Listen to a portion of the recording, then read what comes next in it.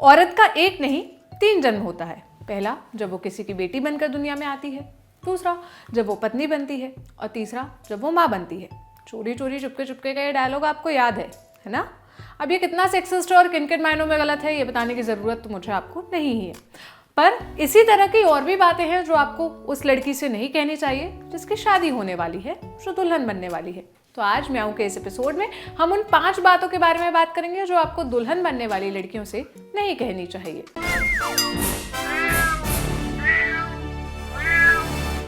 हाय, मेरा नाम है सोनल और आप देख रहे हैं ऑर्डिनरी की स्पेशल सीरीज म्याऊं।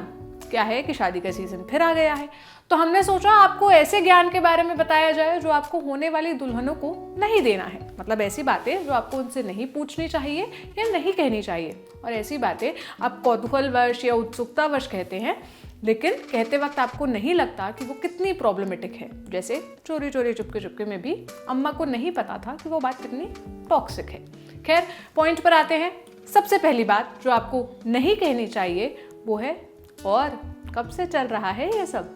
ये सवाल अरेंज मैरिज करने वाली लड़की हो या लव मैरिज करने वाली, दोनों से पूछा जाता है। अरेंज मैरिज वाली लड़की से पूछने का तात्पर्य होता है कि कब देखा लड़के को, कैसे रिश्ता आया, कब पसंद किया, कैसे सब कुछ शुरू हुआ। और लव मैरिज करने वाली लड़की से पूछने का इंटेंशन होता है ये जान लेना कि कब से उसका रिलेशनशिप चल रहा है, आखिर कितने समय से वो लड़के को जानती है, उनके बीच कितने समय से जान पहचान है, और उसके आधार पर आप सब जज करने लगते हैं कि आखिर कब से लड़की इन सब चक्करों में पड़ी है।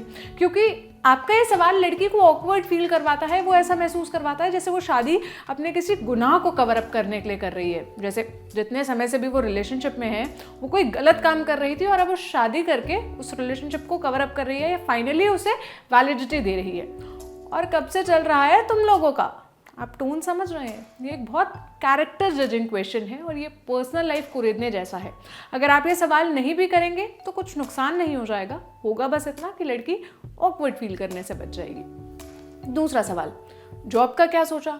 कोई ना कोई रिश्तेदार नातेदार जॉब करने वाली लड़की से ये सवाल पूछता ही है। कई बार तो माँ बाप या ससुराल वालों में से ही कोई पूछ लेता है, बेटा जॉब के बारे में क्या सोचा?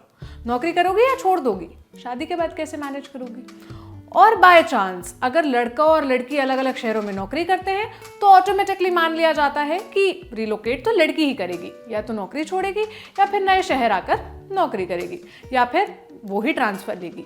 ये मानने के पीछे वजह ये भी होती है कि आप मान के चलते हैं कि लड़के की सैलरी लड़की से ज़्यादा होगी तो कम सैलरी वाला ही कॉम्प्रोमाइज करेगा। भाई थोड़ा सा जजमेंटल होने से बचिए। मोस्ट केसेस में होता है कि लड़के की सैलरी लड़की से ज़्यादा होती है, पर हर केस में ऐसा मान लेना गलत है।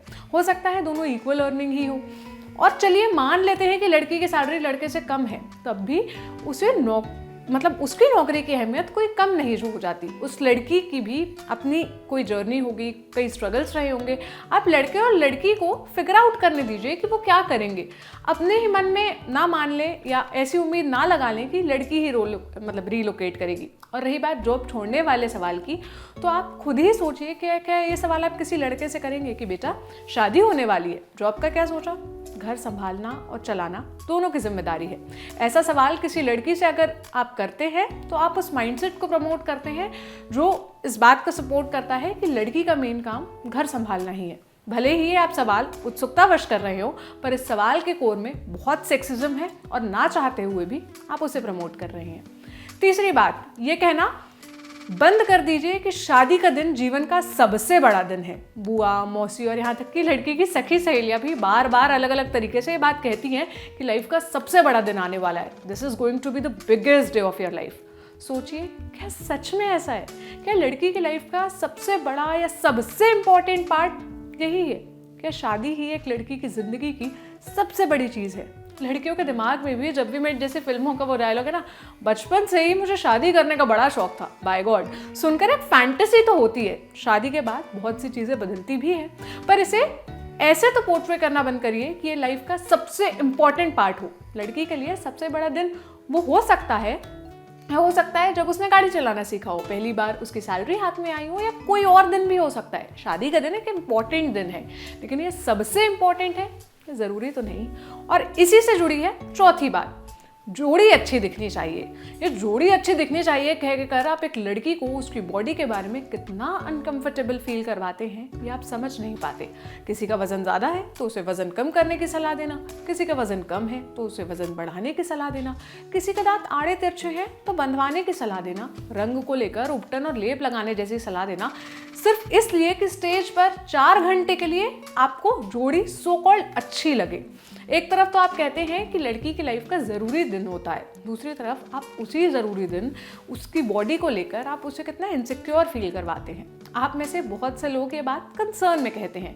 कई बार माँ बाप ही अपनी बेटियों को ऐसी बातें कहते हैं, पर ज़रा सोचिए, अच्छी जोड़ी यही सब करके ऐसे ही दिखकर ही बनती है? क्या आपके लिए वाकई अच्छी जोड़ी की परिभाषा यही है? अब 5वीं बात, लड़का कितना कमाता है। अक्सर लड़कियों से उनके होने वाले पति क्या काम करते हैं, कितना कमाते हैं टाइप की बातें पूछी जाती है। क्या काम करते हैं तक तो ठीक है, पर कितना कमाता है पूछना क्यों जरूरी है? ये सवाल लड़की को असहज करने के अलावा और कुछ नहीं करता। अगर शादी हो रही है तो ऑब्वियसली इन सब बातों पर दोनों के बीच चर्चा हुई होगी, उनका पार्ट सॉर्टेड है। आपको अपनी सैलरी के अलावा दूसरों की सैलरी में क्यों इंटरेस्टेड होना चाहिए जब तक कि उसका असर आपकी लाइफ पर ना पड़ता हो सकता है आप जिज्ञासा में पूछ रहे हो, पर इस तरह का सवाल दूसरों की पर्सनल लाइफ में इंटरफेरेंस के जैसा है और इससे आपकी ही ताका झाकी करने वाली इमेज बनती है। इसमें कोई शक नहीं कि शादी लाइफ का इंपॉर्टेंट स्टेप है। इसमें भी कोई शक नहीं कि सिर्फ 2 लोगों का ही नहीं बल्कि उनसे जुड़े बाकी लोगों पर भी इसका थोड़ा बहुत असर पड़ता है, फर्क पड़ता है। पर जिन 2 की शादी हो रही है, हो सकता है वो ऑलरेडी कोल्ड फीट यानी कि नर्वस, बिजी और कंफ्यूज हो। हमारी सोसाइटी का स्ट्रक्चर ऐसा है कि लड़की को पता है कि उसे नई फैमिली के साथ एडजस्ट करना है, लड़के को भी करना है, पर कंपैरेटिवली लड़की को ज्यादा करना है क्योंकि वो अपने इन लॉज के पास जाएगी। तो कुछ चीजों को लेकर वो ऑलरेडी बहुत कॉन्शियस है। जब शादी तय हो चुकी है तो ऐसे मौके पर सिर्फ वही बात करें जो किसी को इस इंपॉर्टेंट स्टेप को लेने से पहले अच्छा महसूस कराए और आप भी सपोर्टिव लगे। जैसे आप उसकी चॉइस को सपोर्ट कर सकते हैं, उसके कपड़ों को कॉम्प्लीमेंट कर सकते हैं, ये उसे कॉन्फिडेंट फील करवाएगा। आप उसे सुझाव दे सकते हैं कि आगे की जिंदगी में प्रॉब्लम्स को कैसे डील कर सकती है, कैसे चीज़ों से निपटना है। आप ऐसी बातें कहें जो उसे बेहतर महसूस कराए, ना कि ऑकवर्ड सिचुएशन में डालें। क्या सोचना है आपका इस बारे में मुझे कमेंट सेक्शन में बताइएगा। कैसा लगा ये एपिसोड ये भी बताइएगा। कल फिर मिलेंगे एक नए टॉपिक के साथ। अपना ख्याल रखिए। शुक्रिया।